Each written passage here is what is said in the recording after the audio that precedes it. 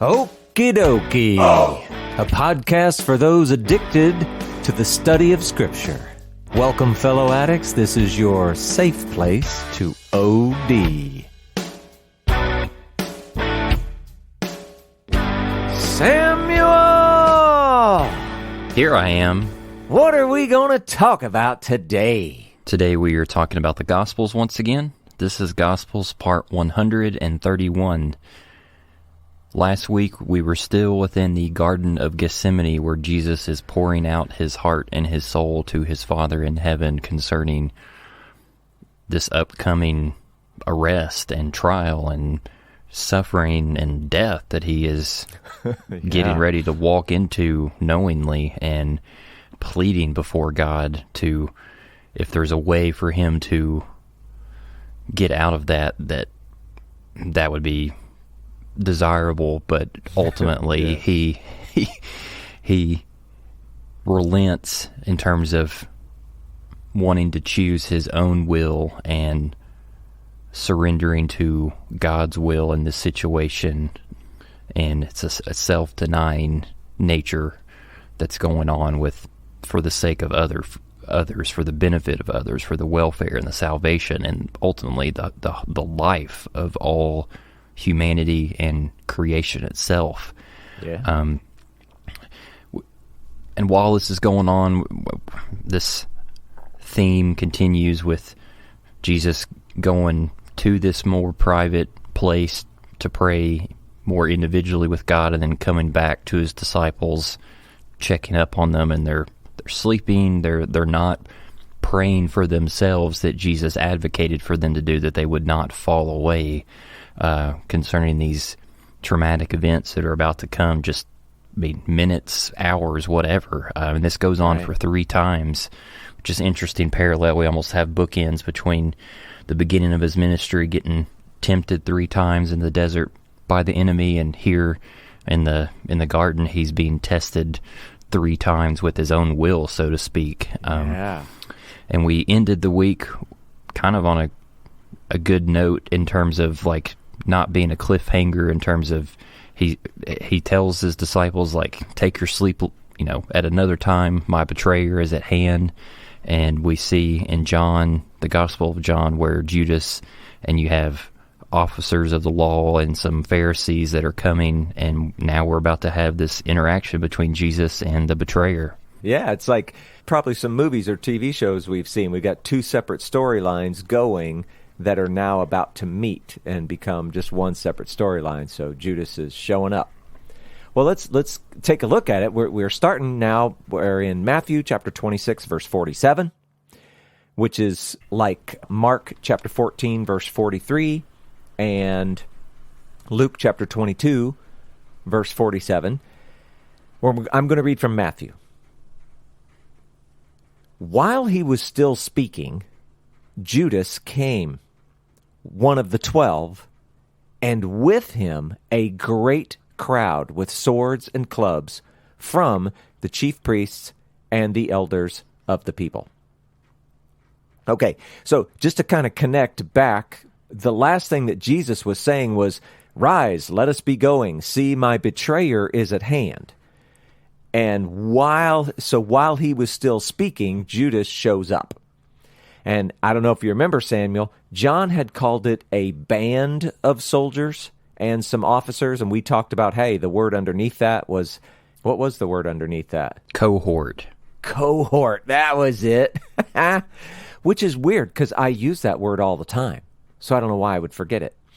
But yeah, they had a cohort, and we talked about how, look, technically that meant 600, but we didn't, we weren't suggesting that anybody should look at it, take it literally like that. But it did suggest that it was going to be a substantial number. And so here you see, well, I didn't read them, but Mark and Luke both call it a crowd, and Matthew goes further and even calls it a great crowd. So whatever your mental image is, thinking Judas shows up with, a handful of guys or whatever, I think that's just really, really wrong. So you need a different image there. And just to point it out, Judas was actually leading them, guiding them, whatever you want to call it. Now, another interesting thing, we know now that the weapons very specifically were swords and clubs. So, I mean, it's kind of obvious. These soldiers, these officers, whatever, they expected trouble, I guess, whether that was from Jesus or maybe from the disciples, or maybe they imagined there would be some sort of crowd, on Jesus' side against them. I don't know. They came, in the first century equivalent, loaded for bear. And again, just to note, it says that they are from the chief priests, the scribes, the elders of the people, just depending on which gospel you're reading. Now, the chief priests, okay, that's probably going to be mostly Sadducee kind of sect relationship there. The scribes, that's a little different. You might actually even find that leans Pharisee on that front, so that's a thing. And then the elders of the people, that one's much more ambiguous. That's probably a mix of every sect or, something, whatever.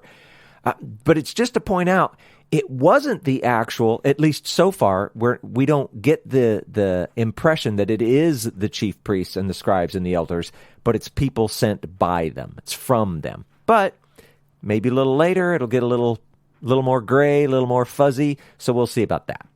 But anyway, this is all just narrative. Samuel, got anything there? Not much, other than just saying this detail that you pointed out with these people coming with these weapons loaded for bear. And it's a rhetorical question, but can you think of any time within Jesus' ministry where there is any sort of aggression or hostility that he, as the leading rabbi in the group, or his disciples showed in their 3 years together, like that would warrant these weapons? Like, I just No. There's no connection to me in terms of how they conducted themselves in comparison to what they're bringing here now. Yeah, for sure. Their particular behavior, no, I can't think of anything. I think it must go back to the idea that, well, he was popular. Whatever it is we do, we might make the people mad. It's during a festival. There's a lot of people around. They don't want to stir something up, and all of a sudden, there are tens or even hundreds of people who are trying to stick up for him. And so it turns into a big mess. That's the only thing I can think of. I don't know. But here they are, and let's keep going. We would move to Matthew chapter 26, verses 48 and 49. This coincides with Mark chapter 14, verses 44 and 45. And, Luke, I'm going to pull just the tiny little bit off of chapter 22, verse 47, and then all of verse 48. I'm going to read from Mark and also a little bit here from Luke. I think they add some interesting things. So Mark says, "Now the betrayer had given them a sign, saying, 'The one I will kiss is the man. Seize him and lead him away under guard.' And when he came, he went up to him at once and said, 'Rabbi,' and he kissed him." Now Luke adds an interesting little thing at the end of his, and his verse 48 says, "But Jesus said to him, 'Judas, would you betray the Son of Man with a kiss?'" So it's a very interesting little personal interaction there. So again, we're getting a little more of the backstory here, Samuel. Judas had worked it out ahead of time with his new crowd or his crew, whatever we want to call them, that he's going to identify Jesus with a kiss. Now, just to say it, for a man to greet another man with a kiss, this is very typical, very normal.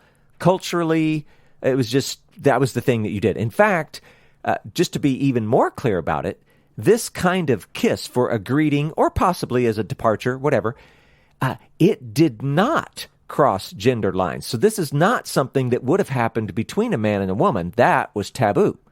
But between men and men or women and women, just as a way of greeting or a goodbye or whatever, this was the normal thing.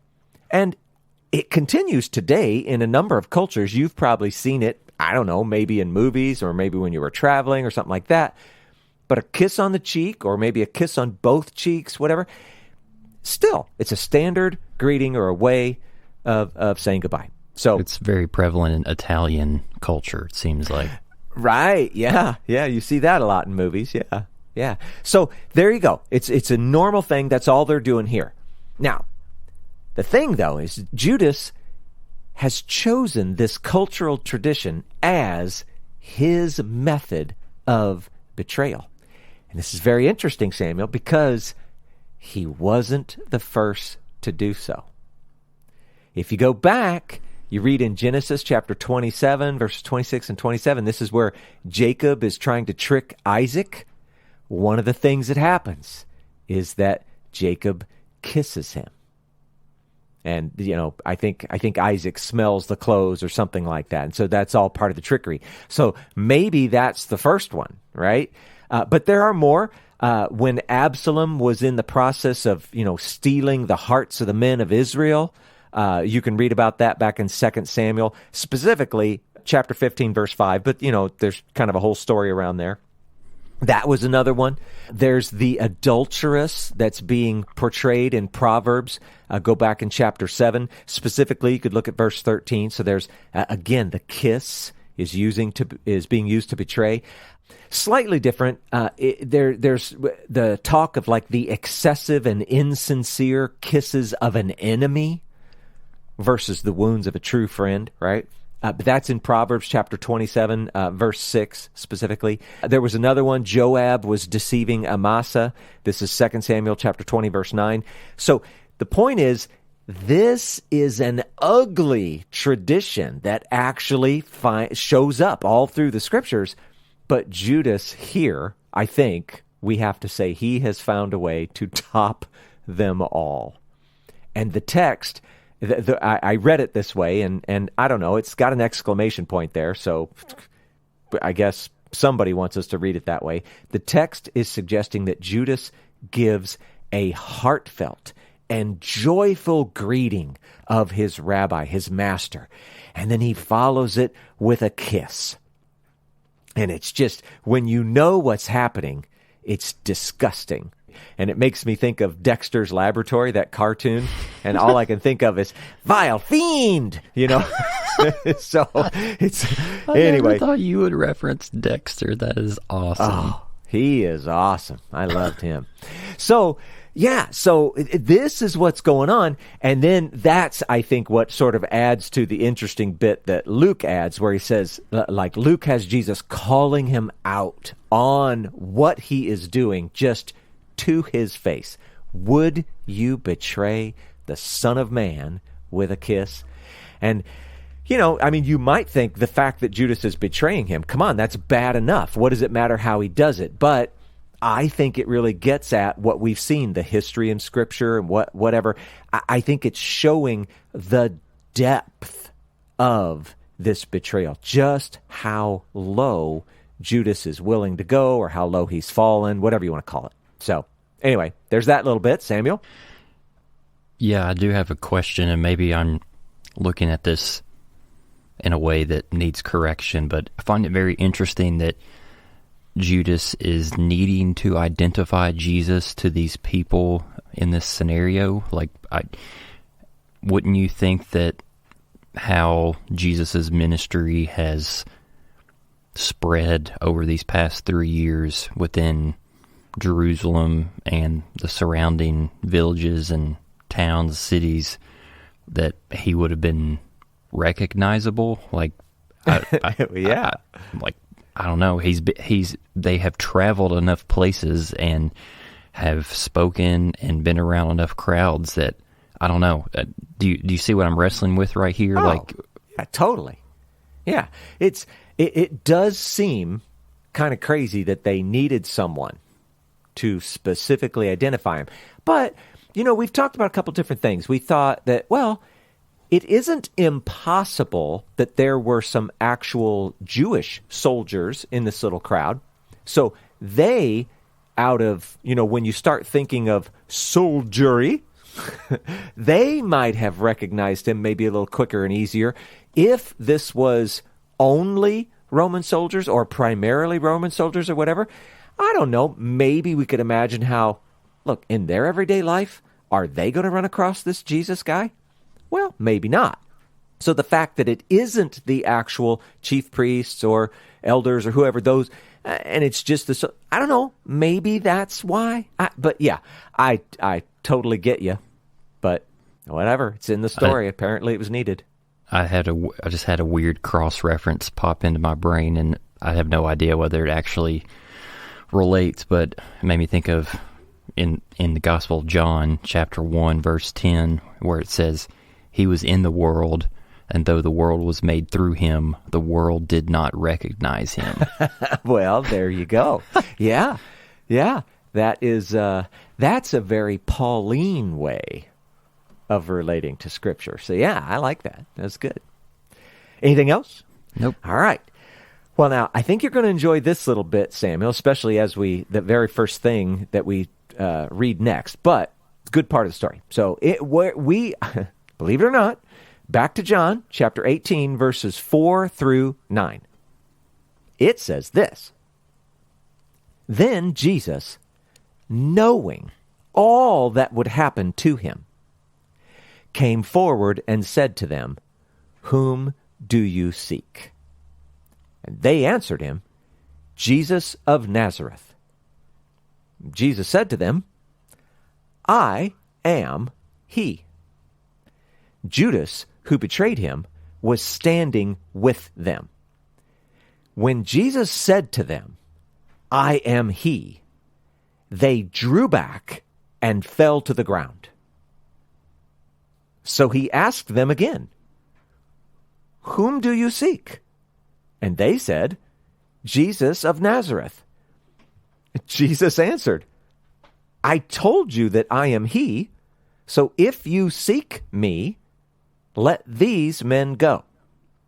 And this was to fulfill the word that he had spoken, 'Of those whom you gave me, I have lost not one.'" Now, I know that this came up in our recent conversation, Samuel, but as a general rule, many people argue about, how much did Jesus know?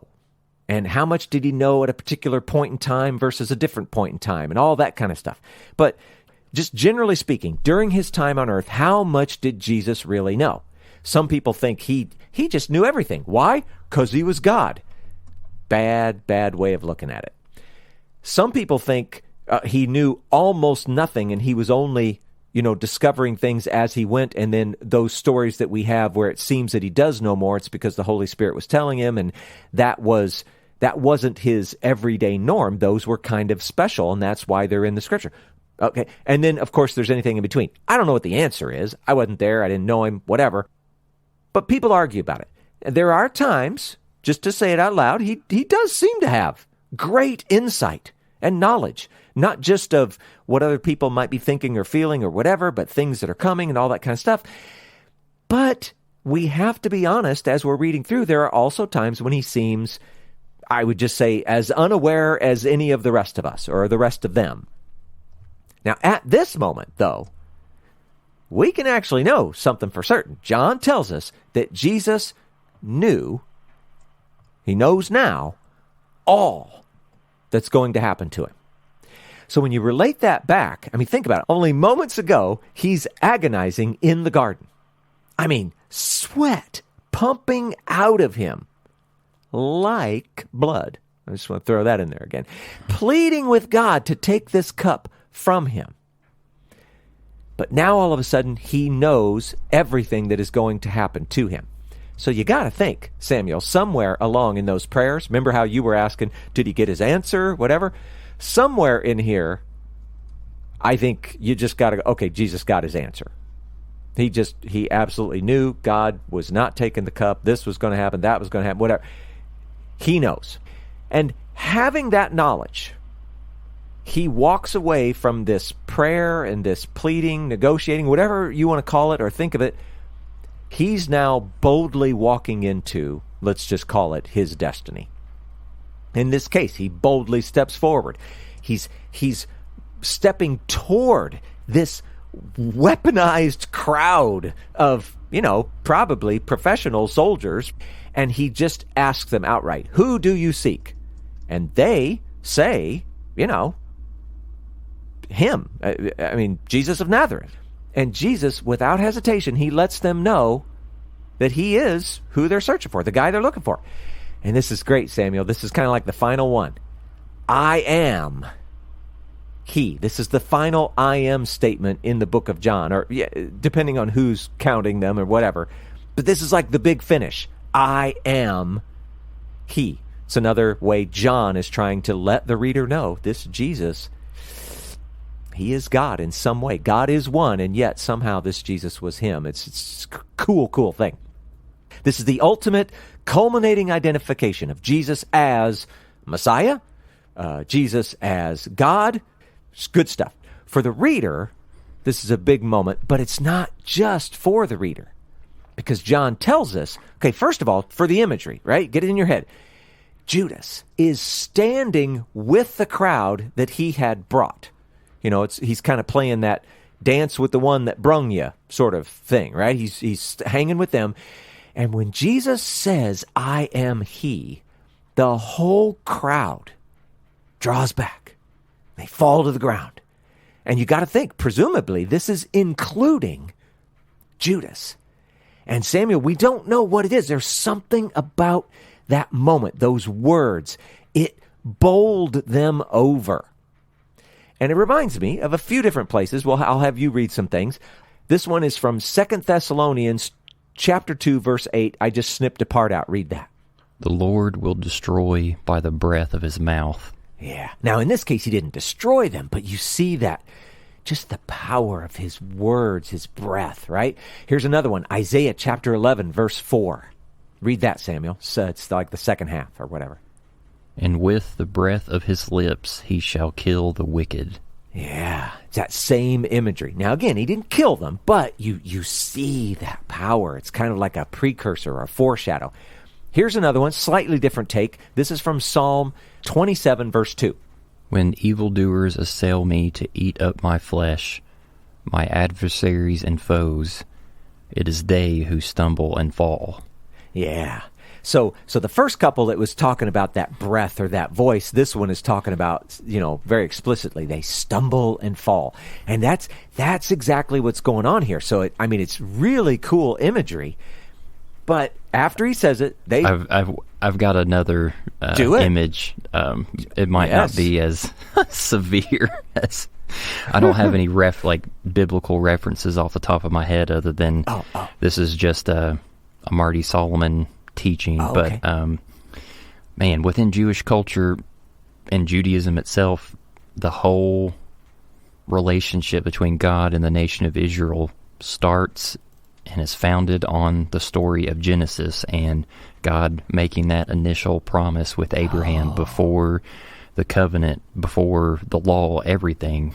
And there is this word that gets, it's like a refrain if you go back and read the story of, when God initially meets with Abraham until kind of like the climactic point in Abraham's story with the binding of Isaac at the top of the mountain.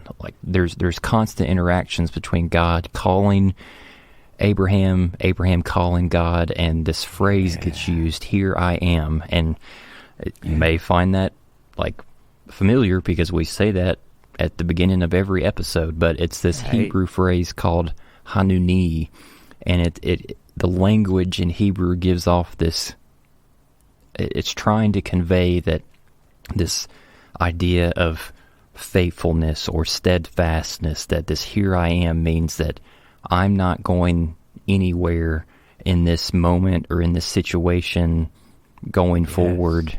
There's a steadfastness, a loyalty there, and God shows it, and then God kind of tests Abraham with, the potential sacrificing of his son, and he calls to Abraham, and Abraham responds, here I am. And then you have it again with Abraham and Isaac. Isaac kind of displaying some anxiety and some fear about what's going to happen at the top of this mountain. And he calls out to his father Abraham, and Abraham says, "Here I am."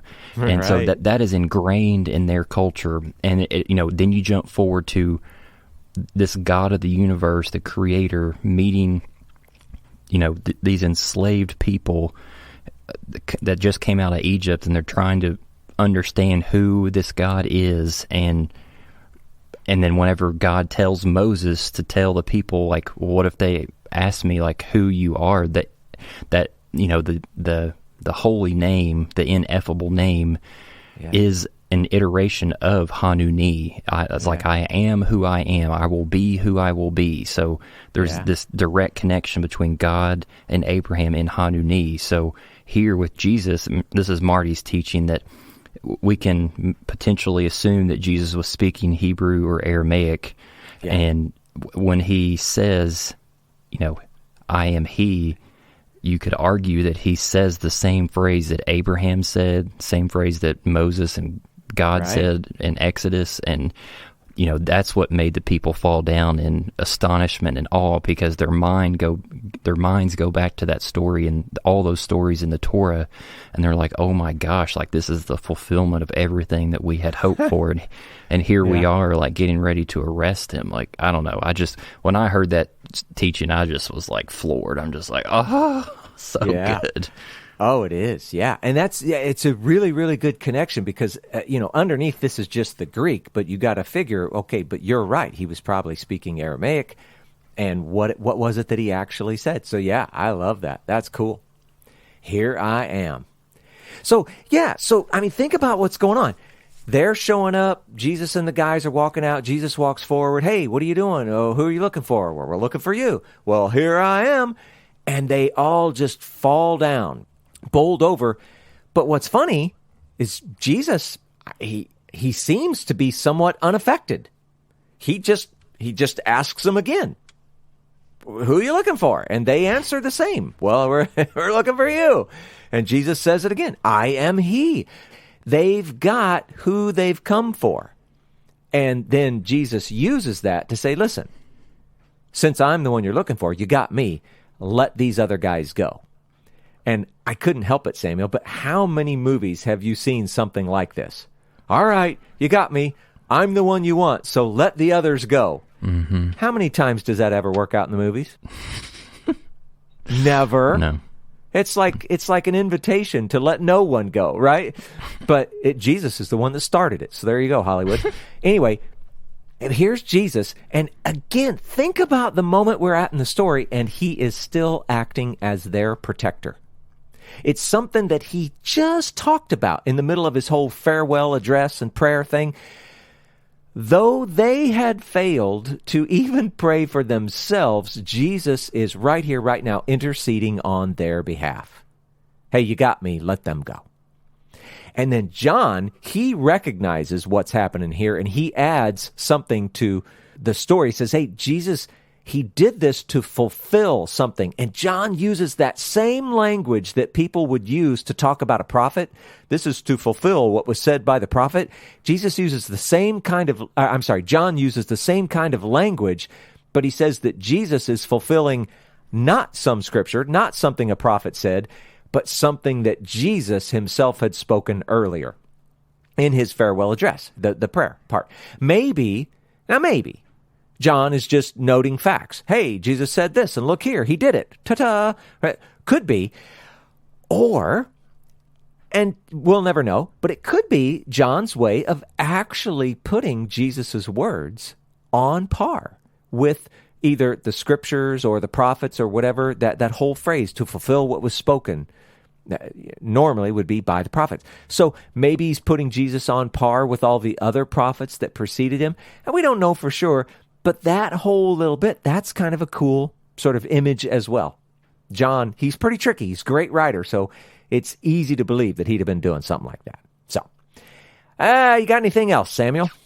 No, I blabbered all kinds just a few minutes ago, so... All right. It's a good story, right? Oh, yeah.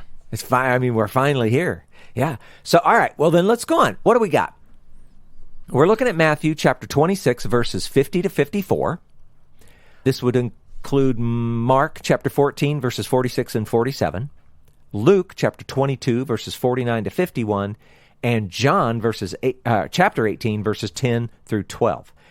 Now, I'm going to read mostly from Matthew, but I want to read a couple little bits from Luke and John as well. They add little stuff. So here we go. Matthew. Jesus said to him, "Friend, do what you came to do." Then they came up and laid hands on Jesus and seized him. And behold, one of those who were with Jesus stretched out his hand and drew his sword and struck the servant of the high priest and cut off his ear. Then Jesus said to him, "Put your sword back in its place, for all who take the sword will perish by the sword. Do you think that I cannot appeal to my Father, and he will at once send me more than 12 legions of angels? But how then should Scriptures be fulfilled, that it must be so?" All right. Jesus speaks a little differently and does something different in Luke 22:51. He says, but Jesus said, "No more of this." And he touched his ear and healed him. So that's kind of a neat addition.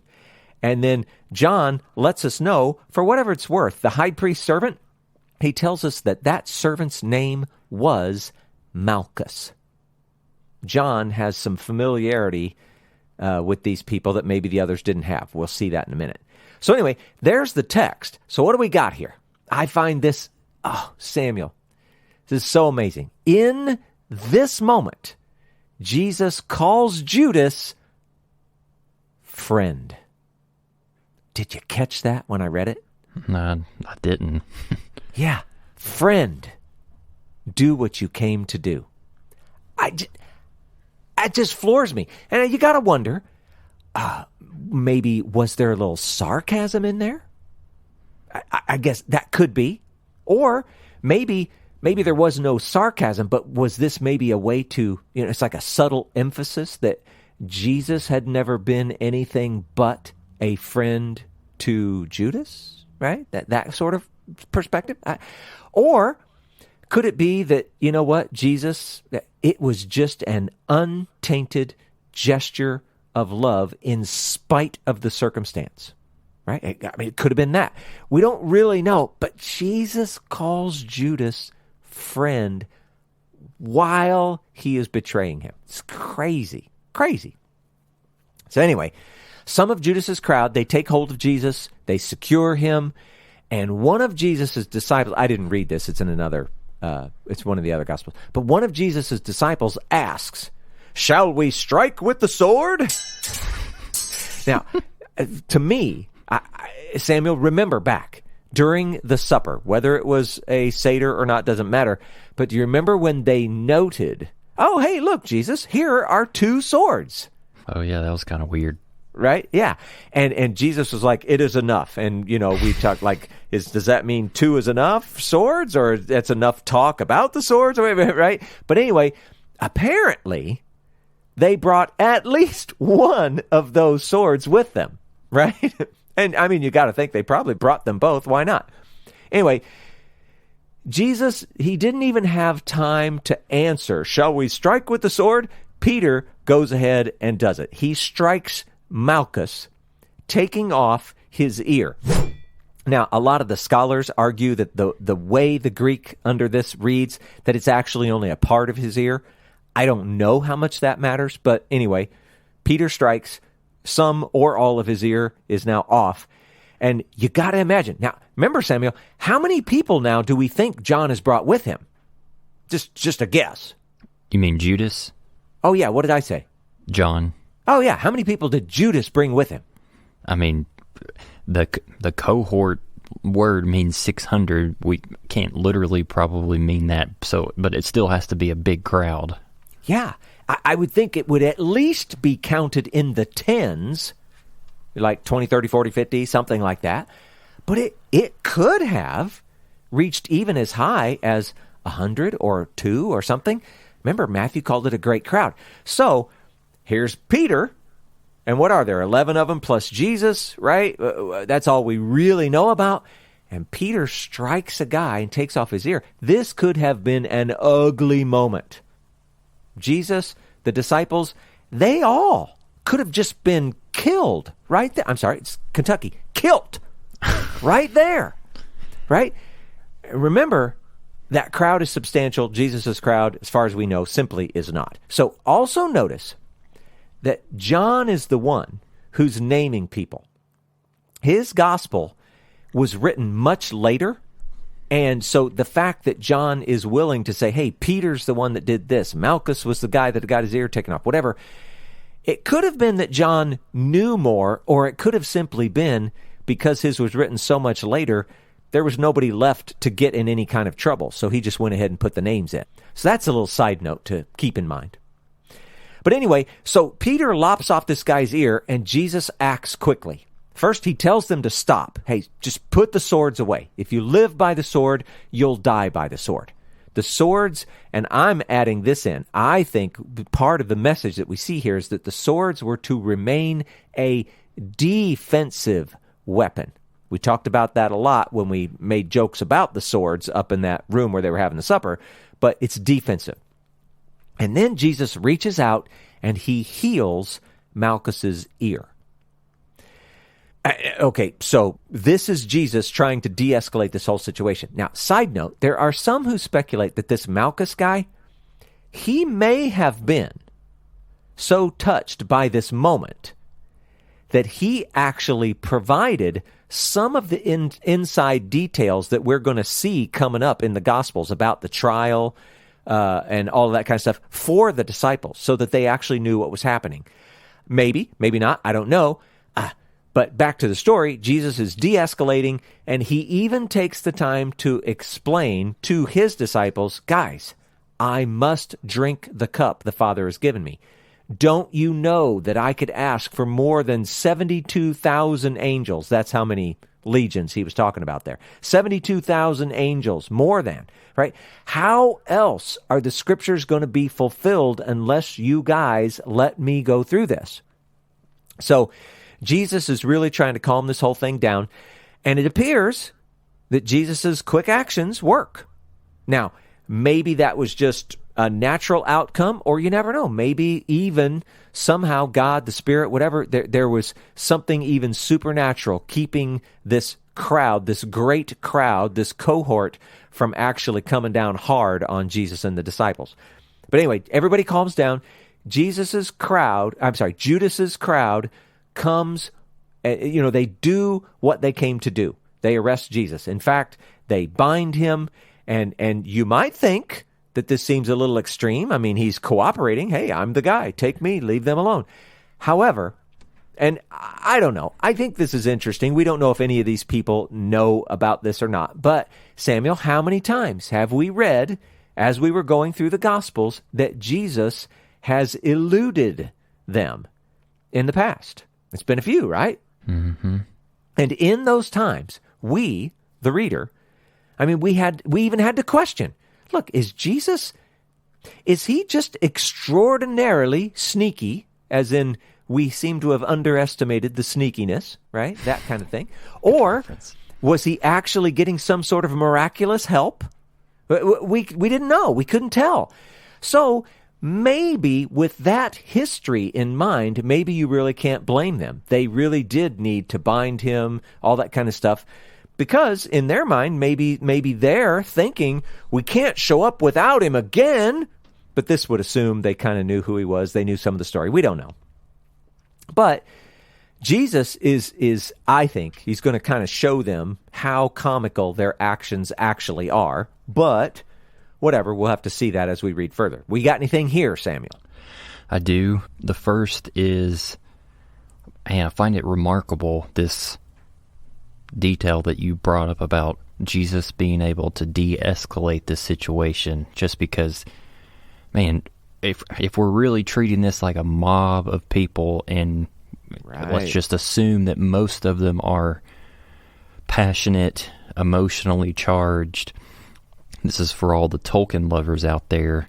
I think about the Two Towers movie or book, whenever at the end when there's the Battle of Helm's Deep, and you have very few amount of men and elves versus 10,000 Uruk-hai, and there's this standoff that's happening, and then you have this one old guy that accidentally lets an arrow fly and kills one of the Uruk-hai, and then that sets off the dominoes, and then it's all out war. Like, it's very reasonable to think that Peter drawing his sword and cutting this guy's ear off would have resulted in just an all-out like mosh pit in terms of people just charging and at Jesus and his disciples. And I mean, he could have died there. Like that's how crazy it is. And I don't know, like I think common evangelical culture treats Jesus in terms of his disposition as like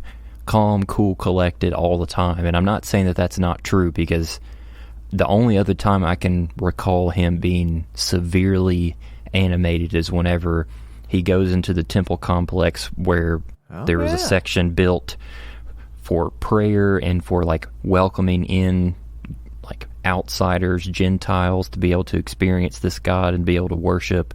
And the Jewish people had turned it into a marketplace. Tax collectors were there, whatever, and he flipped all the tables, and he was very upset about it. So in the same token, I mean, the Hebrew doesn't have Hebrew/Greek doesn't have punctuation, but like in Luke's version, they translate Jesus' statement in 22:51 as "no more of this!" exclamation point. So I can just imagine like, and how surprising it might have been for Jesus' disciples and this crowd to see Jesus actually yelling, like, as soon as that instantaneous moment happens where the sword comes out and then he jumps into action and yells like, "Stop this!" Like, I think it would have taken all those people by surprise, because it's just not what they would have expected. Sure. So I don't know if that adds anything to our discussion of this section, but I wanted to bring it up regardless. Yeah. Well, and also, I mean, think back. It was just a moment ago when he said, "I am he," and it bowled them all over. Mm-hmm. Right? So maybe when he says, "No more of this," I mean, maybe, we can kind of, in our mind's image, we can actually see, everybody is listening to every word that he says. I don't know. It is. It's a very interesting picture. But I think it was a very dangerous moment. Yeah. Yeah. The second thing is just more of a fun speculation. When Jesus healed Malchus, do you think that, regardless of whether it's a portion of his ear or the whole ear that came off, do you think that he healed his ear in terms of reattaching it, or do you think that he just like stopped the bleeding and that was it? Ooh, I am going to go with, oh man, I don't know, because you could imagine he touched his ear and it kind of grew back, or he touched his ear and it just quit bleeding and then it was going to be a scar, or he actually picked it up and stuck it back on his head. I don't know. I'm going to go with the imagery of reattaching. He made it whole again. Is there anything within Leviticus in terms of like the cleanliness laws that there would be any risk of him becoming ceremonially unclean by touching a part of someone's body that had been decapitated? Oh, yeah. It's a good question. I honestly do not know the answer to that. I think that the answer is no. And further, I think, considering what his next few hours are going to be, it definitely doesn't matter. But, yeah, I don't know. It's a good question. The other thing, remember how some scholars speculate that Malchus might in fact have been really, really touched by this moment and, maybe in his own way became somewhat of a disciple or whatever. You could also think that when he touched his ear, Malchus was now truly able to hear in a way that he could not before. But who knows? Whatever. All right. Well, let's see what we got next then. We're looking at Matthew chapter 26, verses 55 and 56. This lines up with Mark chapter 14, verses 48 to 50, Luke chapter 22, verses 52 to 54. And it's only just that first part of 54. We're having to chop this up in weird ways. But anyway, I'm going to read from Matthew and a tiny bit from Luke. Matthew says this. At that hour, Jesus said to the crowds, "Have you come out as against a robber with swords and clubs to capture me? Day after day I sat in the temple teaching, and you did not seize me. But all this has taken place that the scriptures of the prophets might be fulfilled." Then all the disciples left him and fled. Now, Luke adds one little bit. I just thought it was an interesting phrase. In the middle of while he was talking to the crowds, he says, "But this is your hour and the power of darkness." Okay, interesting stuff in here. So at this point, I mean, think about this. Jesus is now speaking directly to Judas's mob. And basically he's like, okay, really? You needed a crowd this size? You needed swords and clubs? What am I, some sort of notorious robber? I sat in the temple day after day teaching. Why didn't you come get me then? Why didn't you come get me there? And Luke adds something that shows that Jesus, even with his questioning of them and their approach, Jesus really does get what's happening. This is the enemy's hour. This is the power of darkness. And we see it in these people. Of course, they would act this way. The true leading, the true guiding, the direction behind all of what we're seeing in these people is from the enemy, from Satan. And this is how he does things. All of these people, this whole crowd, they're just acting as his stooges. And so, Jesus, he's saying all this stuff. Basically, he's chiding them. But then he makes it clear, and I love this. He makes it clear that, you know what? They're really not the ones in charge. God is. Satan may, in fact, be orchestrating all this. People may be acting, under his influence, direction, whatever. The power of darkness may indeed be proving itself formidable right here and right now, but it doesn't matter. God is so above it all, so beyond it all. He's not surprised. God, to use a modern term, he's just making lemonade out of the lemons that the enemy is throwing at him. It's just not that big of a deal. And so here's the thing. The scriptures are being fulfilled. And I'm going to list off some interesting ones that you, as a listener, you may want to go read through. It is by no means an exhaustive list, and maybe in some spots that you can't even get away from the symmetry or the figurative speech or whatever. And in others, you might have to look a little harder to see it, but it doesn't matter. Here's some things you might want to go look at. Psalm 22. Awesome. Isaiah 53. Awesome. Zechariah 11. Awesome. Psalm 41, Zechariah 13, Psalm 69, Psalm 34. If you want places to go and read and look, start with those. I'm sure you can find others, but those would be really good ones. But anyway, back to the story. So they've seized Jesus, and they begin to lead him away. And all of the disciples do what I believe are two things. A lot of people read that sentence, the disciples left him and fled, and they just sort of hear that as like a redundant thing, whatever. I actually think it's two different things. They leave him and they flee. One of these actions, it's kind of concerning their relationship with Jesus. Jesus was their master, their rabbi. When they followed him, he took the place of even their own father. They left him. They abandoned him. They left him to his own fate.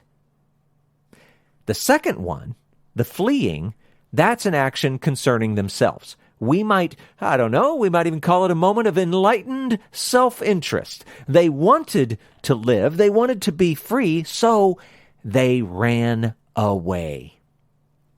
Now, before we beat up on them too much, let's remember that this is exactly what Jesus wanted. He had told the crowd, hey, I'm the one you want, let the others go. So, I mean, we're never really going to know everything that was going through their heads, but this had to be just the most, I don't know, crazy, surreal, jarring moment for them. I don't even know. And you know, as a reader, we're reading this, and all we can do is sit back and hope that they recover from this moment. But I hope you see where I'm going with they both left him and fled. And so anyway, that's all I got on that part. Samuel, you got anything? People may find these explorative images that I talk about or what comes up in my head is silly, but I hope that of course they do. No. I hope that it serves a purpose, but it struck me when you said that he, you know, before he, reiterates that God's in control and he's kind of doing this chiding thing.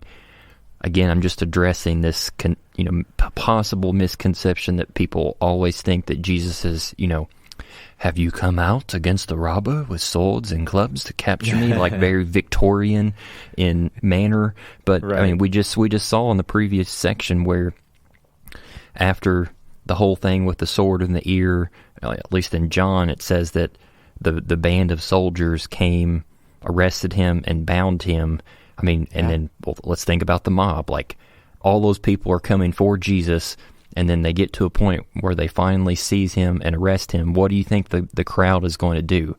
I would think they're going to start shouting. Maybe some are going to be applauding, screaming, yelling.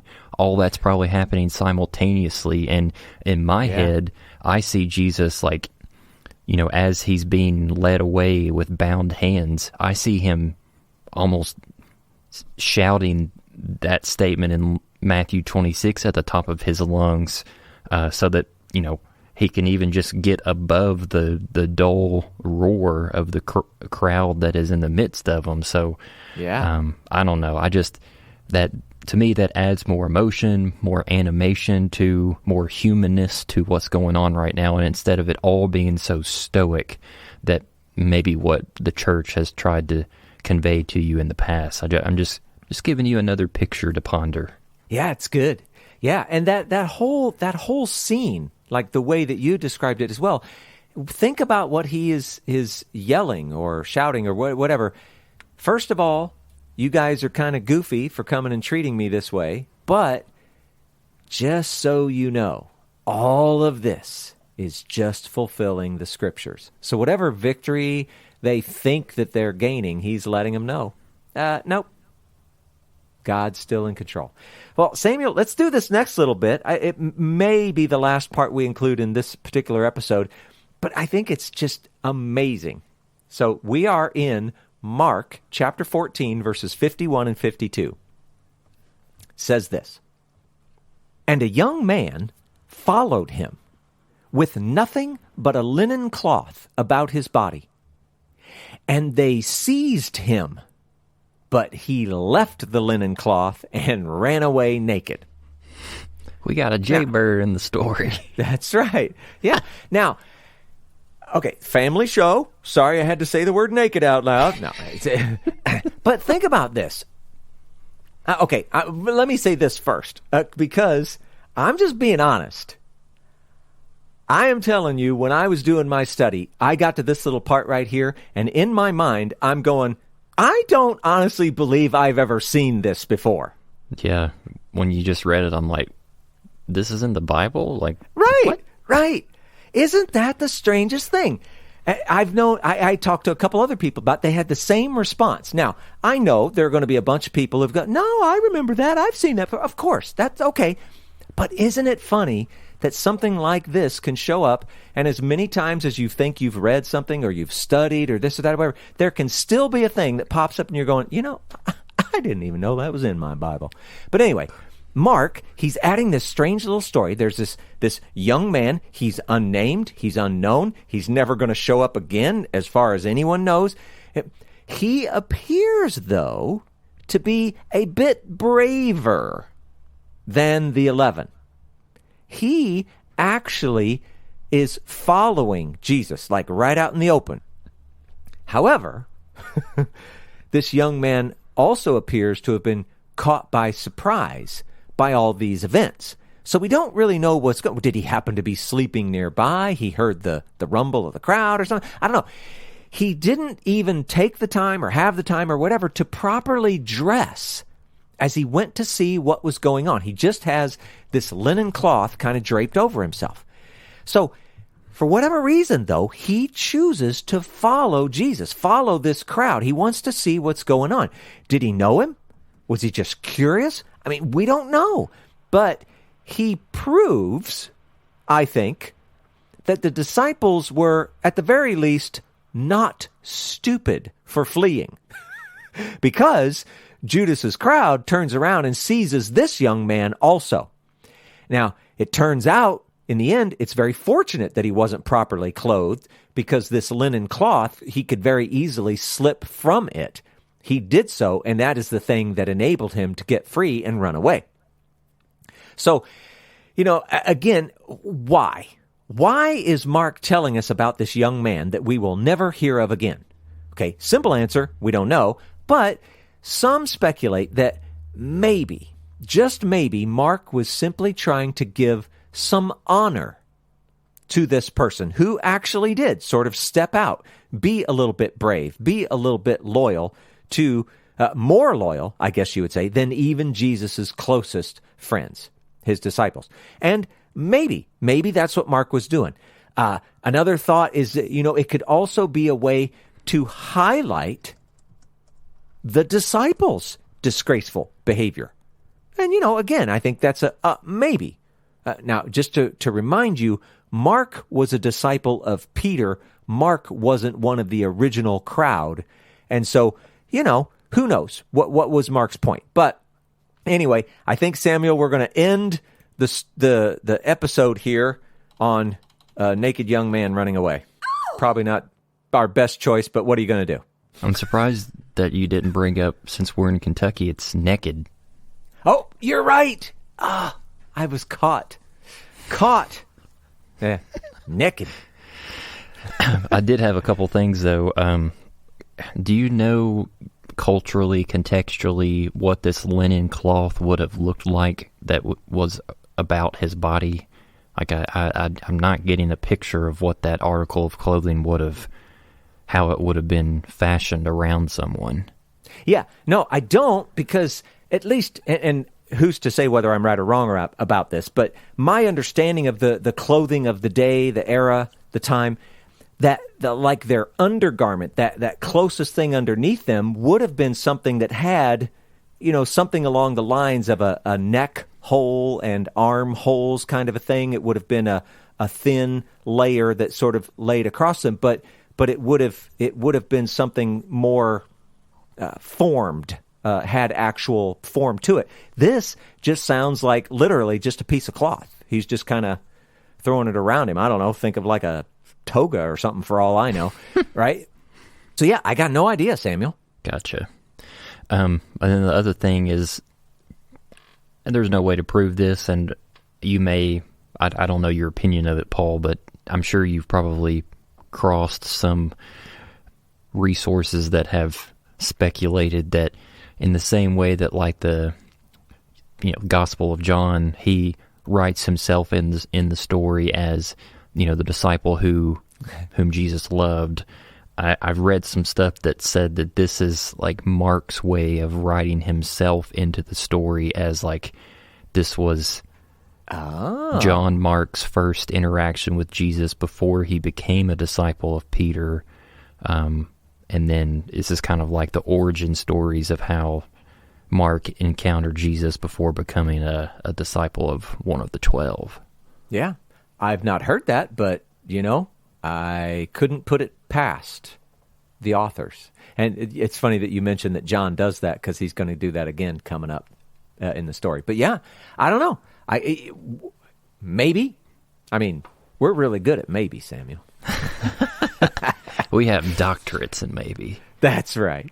Anything else? No, those are the only two. All right. Well, let's let them go. Okie dokie. Thank you for listening to the Okie Dokie Most podcast. Don't forget to subscribe so that you never miss an episode. Be sure to leave us a rating and a review to let us know how this content is impacting your life. You can find out more information about the podcast at www.okiedokimos.com. And if you'd like to get a hold of us, please send us an email at okiedokimos@gmail.com. And until next time, we pray that you will do your best to present yourself to God as one approved, a worker who has no need to be ashamed, rightly handling the word of truth. We'll talk to you again soon.